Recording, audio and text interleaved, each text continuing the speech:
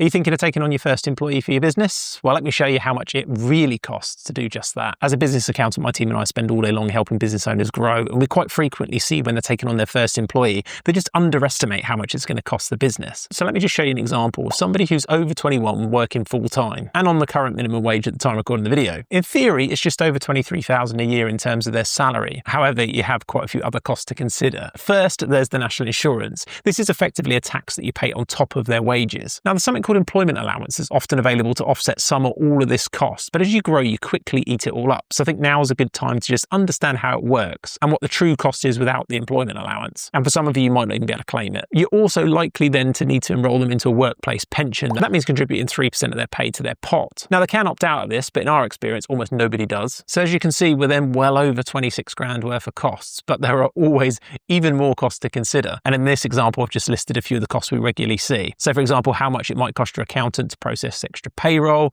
extra software licenses, Christmas meals, canteen expenses like extra coffee, toilet rolls, like the list is endless. But I think estimating what that might look like can really help picture the total cost. And you can see we're already over 27,000 at this point. And then the other thing that's worth thinking about, and this is very dependent on their role and what they're doing, is just the potential cost of getting someone to cover them while they're on holiday. So if you imagine you're going to pay them at least 5.6 weeks holiday if they're full time, and there's a cost to that, you're basically paying them not to be there. Sometimes that's kind of okay, it's just built in, you think, well, okay, that's just the total cost to it. But sometimes you might have to bring somebody in to cover it. So it's just kind of worth putting a value on that. It's not always an exact science, but it's something to bear in mind. And I haven't even mentioned anything like the HR side of it. Like you might need to pay for some help to get them a contract or some policies or a handbook you need with, or at least you're going to spend some time researching and coming up with all that kind of stuff. So as you can see, it adds up quick. So if you're looking to take someone on, which is awesome, your business is growing, just be sure to do these calculations so you know what the true cost is and you can work that into your budget.